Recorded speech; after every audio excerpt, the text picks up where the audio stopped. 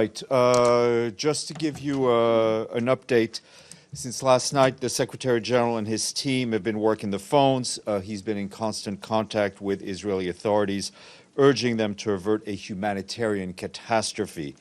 He's also had phone contacts with permanent representatives here in New York and other officials in the region.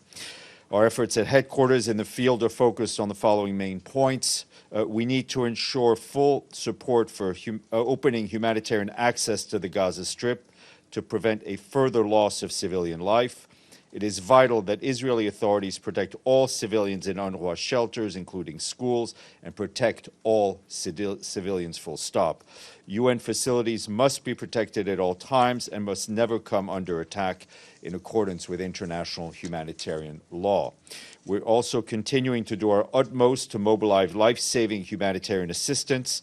Our colleagues at the Office for the Coordination of Humanitarian Affairs have launched a flash appeal, and I'll have a bit more on that in a second.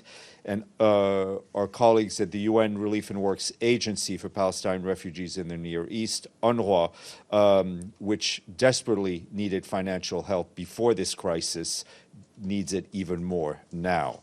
And we want to thank the government of Jordan for its generous donation. We must ensure the immediate and unconditional release of all hostages being held in Gaza, and we need, of course, to avoid a spillover of this conflict to the West Bank and to the wider region. Just to give you a bit more detail on the humanitarian front, UNRWA tells us that it has relocated its central operations and international staff to a location in the southern Gaza Strip to continue its humanitarian operations and to support to own staff and, of course, to Palestinian refugees in the Gaza Strip. UNRWA urges the Israeli authorities to protect everyone, as we've said. UNRWA also notes that since the 7th of October, 423,000 people have already been displaced. Of them, more than 270,000 have taken refuge in UNRWA shelters, and those numbers are as of last night. We've not been able to get updated numbers due to the current situation, but they are likely to be exponentially higher. And in those shelters, of course, as one can expect, basic food, medicine, and support is being provided to retain dignity and a glimmer of hope for those who have sought shelter. We urge all parties and those with influence over them to put an end to this tragedy. Also, since Wednesday, as you know, Gaza has been experiencing a full electricity blackout, which has brought essential health and water and sanitation services to the brink of collapse. Hospitals only have a few hours of electricity each day as they're forced to ration depleting fuel reserves. That's according to our colleagues at the World Health Organization. They also face severe shortages of medicine and blood. Lack of electricity, as one can easily imagine, has impacted food security as well, disrupting refrigeration and irrigation. No aid is currently getting in to the Gaza Strip as border crossings remain closed. And our colleagues on the ground are telling us that the UN's own supplies have now hit the bottom of the barrel. UN Women reports that Gaza is home to 50,000 pregnant women who are struggling to access essential health services as healthcare workers, hospitals, and clinics come under attack. Some 5,500 of these women are due to give birth in the coming months.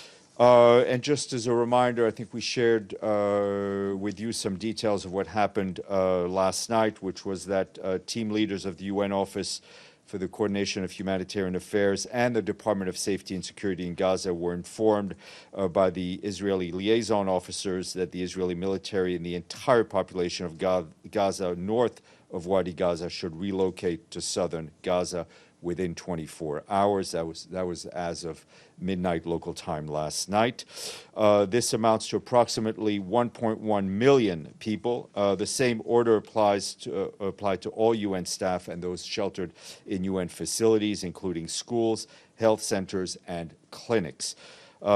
We consider it is impossible for such a movement to take place without devastating humanitarian consequences, and we strongly appeal for any such order to be rescinded, avoiding what could transform what is already a tragedy into a calamitous situation.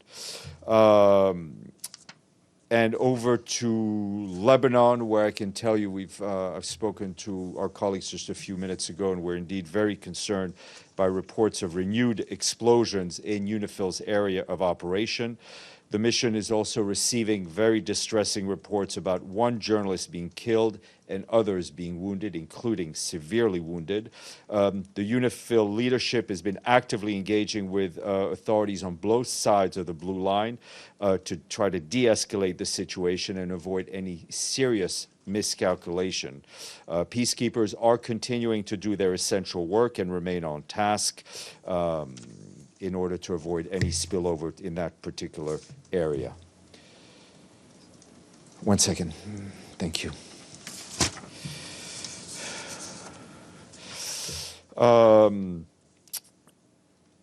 Turning to Syria, the Office of the Coordination of Humanitarian Affairs says the UN has completed the mission in the country's northwest yesterday to assess the ongoing humanitarian response in the wake of increased hostilities in Idlib over the past week, which is the most significant since 2019. Our humanitarian partners and local health authorities say the fighting was killed more than 50 people, including 15 children, with more than 300 injured. 3 aid workers were among the dead.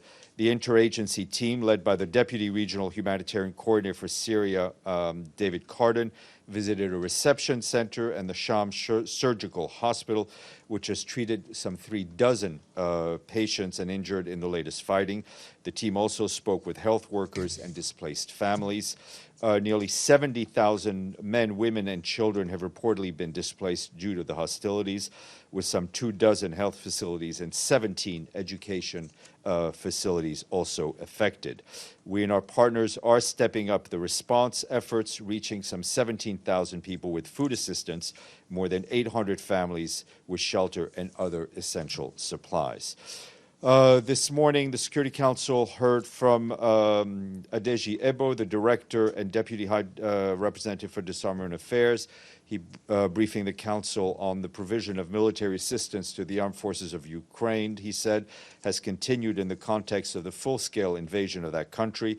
He said the UN Office of Disarmament Affairs also takes notes of reports related to the transfer of depleted uranium tank ammunition to the Ukrainian forces. In addition, Mr. Ebo said there have been reports of states transferring or planning to transfer weapons such as uncrewed aerial vehicles and ammunition to the Russian armed forces, including for possible use in Ukraine.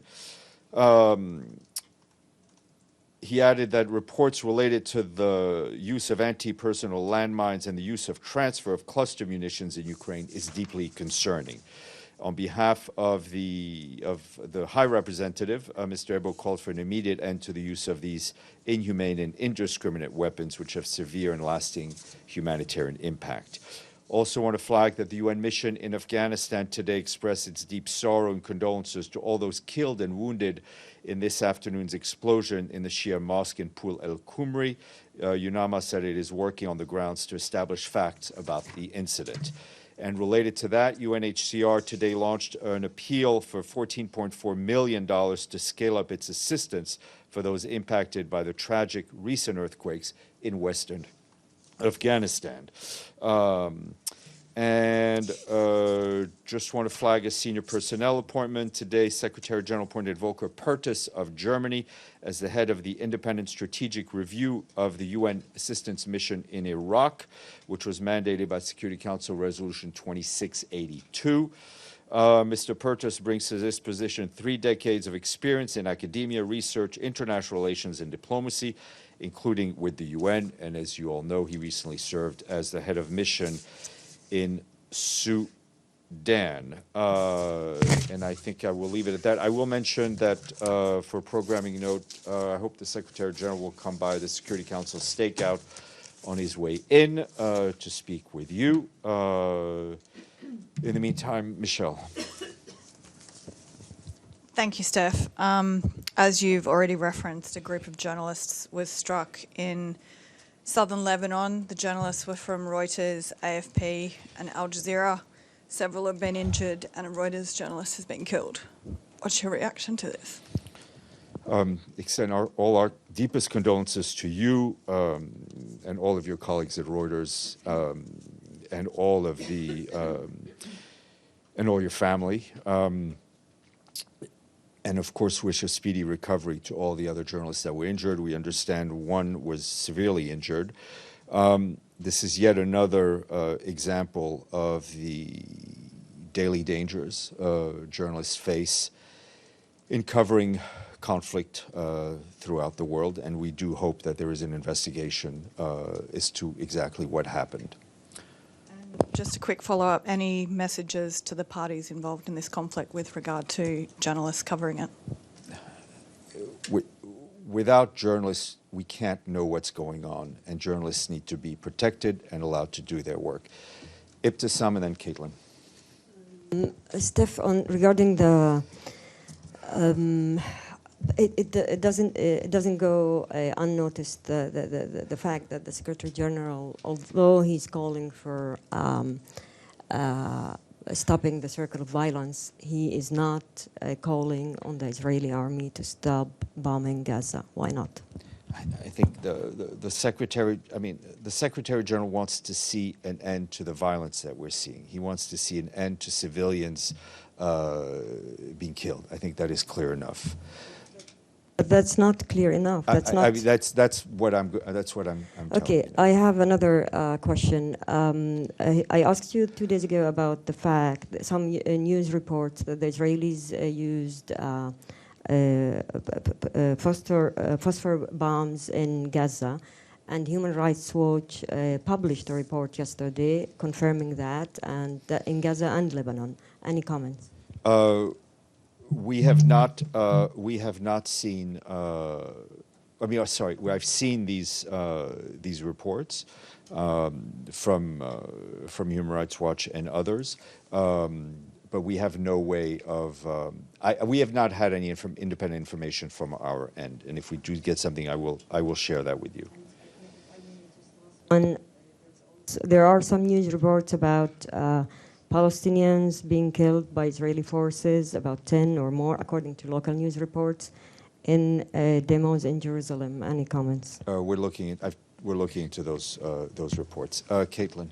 On the evacuation notice in northern Gaza, how is this mass removal being organized? Are UN agencies involved at all in facilitating movement? I know you said UNRWA is moving its operations there south, but is it helping people move as well? Is it helping civilians move south? Well. And on the same question, just the Norwegian Refugee Council has said that the relocation of Gazan civilians amounts to the war crime of forcible transfer. Does the UN have a position on this? We are not. In terms of the UN, the UNRWA staff, many stayed, many asked to stay, and have stayed up north. We are not pushing people to move. People have to make their own decisions. We've relocated some of our staff in order to protect our own staff, and also to continue serving those Palestinians who have moved to the south. But we have there are 13,000 UNRWA staff members in Gaza, frontline workers, teachers, doctors, nurses, people offering psychosocial services. They are staying with the people they are tasked to support. Just on the war crimes. No, I have no. Let me just put it this way: we have repeatedly, will continue to repeatedly call for the full respect of international humanitarian law. Go ahead. A few questions, Stéphane. First, are any more details about exactly which Israeli authorities the Secretary General spoke to? We've heard from the Palestinian ambassador this morning. He wants the Secretary General to use every effort, including getting the Security Council to call for a ceasefire. And just again on this point, I mean, the Secretary General consistently says that the strongest tool he has is his voice. The Palestinian ambassador said what we're seeing in Gaza amounts to ethnic cleansing. Genocide. I mean, does the UN have any reaction to what we're hearing from them? People should not be forced to move against their will. The issue of, as we've said in many other contexts, the labeling of genocide is one that needs to be made by a judicial authority. The Secretary General's focus right now is on ensuring that Israel allows humanitarian aid to get through. It's been 6 days since anything has come in. I mean, the UNRWA colleague I just got off the phone with just said they hadn't been able to get a drop of water in there in 6 days. We're literally at the bottom of the barrel, right? We are doing what we can, working with the Israelis, obviously working with the Egyptians to try to get aid in. Our Mr. Vennesland is in the region, having serious contacts with various interlocutors, also trying to bring an end to this conflict. Maggie. Steph, any idea on the numbers of Gazans who have actually been able to leave and evacuate to southern Gaza? Any idea at all? No. And the Palestinian ambassador also mentioned today that flights had arrived at Al Arish. Are those? Do you know if they are UN flights? My understanding, there were a number of flights that arrived. I think even yesterday. I do not believe these are yet UN flights, but we're working with the Egyptian authorities, various UN agencies. Will be sending staff, or in the process of sending staff there to kind of prepare the ground. But there needs to be safety for humanitarian workers and civilians in order to have humanitarian access. Pam and then Linda. Steph, I asked you before, but looking for an update. 24 hours was what the Israeli military liaisons had told UN, OCHA, and we're seeing some reports that the Israeli military is saying it's not a definite timeline. I think you need to. All those questions should be asked to the Israeli military. Yes, I understand. I mean, it's not. I can only tell you what we've been told, but it's not for me to speak on their behalf. No, I totally in order understand. Of their timelines. Have they updated any information to you on the timeline? I mean, we are. It is clear to us that the clock is ticking. Linda, then Efrain. Thank you, Steph. You said that the Secretary General's primary focus or important focus is he's been speaking with the Israelis to allow aid to get in. My question is this: has the SG also been in touch with Hamas to get the hostages released? And I bring that up especially because Israel seems to be saying that if Hamas releases the hostages, aid will flow. Look, we're not. There are all sorts of political contacts going on, and I'm not going to go into those details.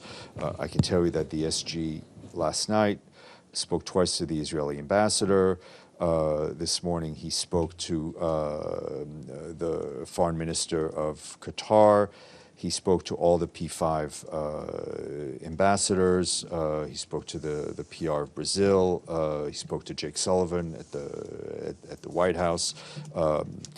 Contacts with the Palestinian Authority are also going on the ground. I mean, and contacts with the de facto authorities have to happen because they're the de facto authorities in Gaza. We're not. For us. This is not an issue of conditionality, right? All these things need to happen. Has he been in touch with Hamas? I think I've answered my question to your best. To your question to the best of my ability. Ephraim, then Jen. Thank you, Steph. There have been messages circulated this morning by State Department staff saying that high-level officials in the Biden administration do not want to see press materials that include 3 words: de-escalation, ceasefire, end to violence and bloodshed, restoring calm. They do not want to see these 3 words in press material coming out of State Department. My question is, does the Secretary General have any reaction to Biden administration's reluctance to push Israel for restraint? It's difficult enough for us to find the words that we want to use. Doesn't make anybody happy. I'm not going to start commenting on what others' words they use. One quick one, too. There are also reports of Palestinian nationals in the U.S. being detained by ICE, also being visited by the FBI. The FBI has also been visiting multiple mosques and talking to Arab inmates. Is there any concern about this trend? I've not seen those reports. I think what we do not want to see in any in this situation is scapegoating of communities in any way, shape, or form. Jen. Thank you. I guess just to lay it out clearly, what steps would it take, in your opinion, for aid to start flowing, and But we need how the green light close? from the Israelis. Okay. Yes, Sergey. Sergey Barbo, Ukrainian TV Channel 5. Just now, Ukrainian Service of Voice of America reported North Korea provided Russia over 1,000 containers of military equipment for use in Ukraine. It said John Kirby. What is the UN position on this? Thank you. That's their information. The only thing I can tell you is that it is vital that all member states fully adhere to the sanctions put in place by the Security Council. Stefano. Thank you, Stéphane. It's a follow-up on, actually on you, when you said to us that the Secretary General spoke with the U.S. ambassador and also with Jake Sullivan at the White House. Yeah. Why, in a situation like this, the Secretary General is not speaking directly to President Biden? The Secretary General will speak to whoever he needs to speak to. Did he ask to speak to President? The Secretary General, he's. I have to tell you, he's. We were in the office for 5.5, 6 hours continuously last night. He just picks up the phone and he calls people. Sorry. Yes. Sorry. Dulce, and then we'll go to CBC. Thanks very much. So all these conversations last night, 5 or 6 hours, what's the gist of it? Because you say that he had all these conversations, including with Jake Sullivan. So what's the prevailing demand and well, I mean, what's going to happen? the aim is exactly the points that I laid out in the beginning. We were also trying to get some clarity regarding the initial information we were getting from the Israeli authorities. But did Jake Sullivan say we're working on ending this siege? I think you need to ask Admiral Kirby. I can't speak for them. I can't speak for them. Yep. Thanks, Steph. So we're halfway through now this 24-hour evacuation order. Yeah. And you've said as much that it's impossible to heed this call without causing a humanitarian catastrophe. Is there any sense that the Secretary General's voice is carrying any weight whatsoever with the Israelis? That's an analysis I will leave to you. Ibtisam. And I'm not being flippant. I'm saying that's an analysis that I will leave to you. You need to see what the situation is on the ground, but it's not for me to. I mean, from all of the reporting, we're not getting any sense that anything coming out of the UN is carrying any weight. We all see. What are you getting from your your office? We all see what is going on, and we all see what is happening, and you can draw your own conclusions. Ibtisam. I mean, there's a lot of talk about creating safe passages. My question is, it's not always clear what does that exactly mean, and is there a talk of doing such or creating such places outside of Gaza? We do not want to see a situation where people who've been displaced already are forced to leave again. People should be able to be safe in their own homes. We're obviously trying to see what we can do to keep people safe within Gaza and create areas of safety for humanitarian aid and for civilians who want to move to safer places within Gaza. And just a kind reminder that we need to talk to somebody. I know. Trust me. I've been trying because nothing I would like more than somebody else to answer questions. Deji. Two questions. First, I remember you said that the SG is trying to have a conversation with the Israeli Prime Minister Netanyahu.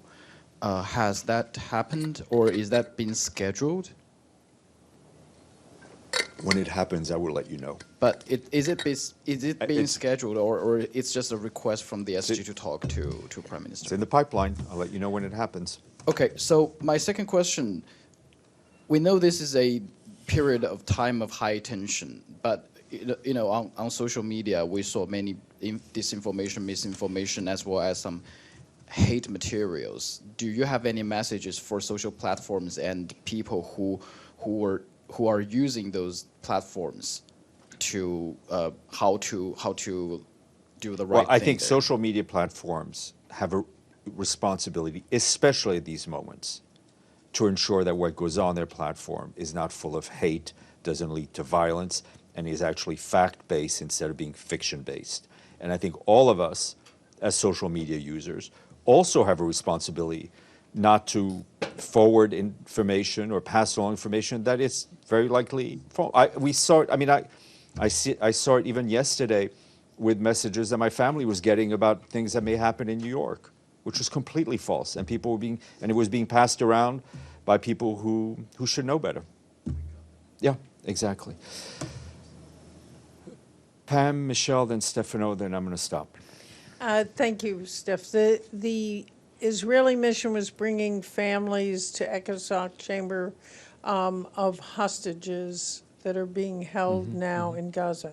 Have they reached out at all? Has the SG met with them? Has anyone Not aware from the that UN I'm not at all? aware that they've asked for a meeting. Thank you. Yeah. Michelle, then Stefano. I know you've kind of answered this throughout, but in the interest of fair comment, the Palestinian UN envoy also did say this morning that the Secretary General has to do more because whatever is being done is not sufficient to stop a crime against humanity by Israel. The Secretary General has not stopped working on this, and I've witnessed it from the time I've spent with him and to the phone calls that woke me up this morning from him. Stefano. Yes, about the Secretary General doing more. Is he thinking to go there? Actually, there are a lot of ministers at the moment that they are there in Israel. The Secretary General will travel when he thinks it is most useful for him to travel. And since Maggie is leaving, I'm leaving. Okay, that's fine. Stéphane. Yeah? It's Dawn. I just have a quick question. Go ahead, Dawn. Given the conversations that the Secretary General's having, and given U.S. foreign policy priorities towards the state of Israel, does the Secretary General believe at this point that the U.S. can be an honest and impartial broker of de-escalation and peace with the situation? I think every member of the international community who has a way to influence or influence over the parties should work in that direction. Thank you.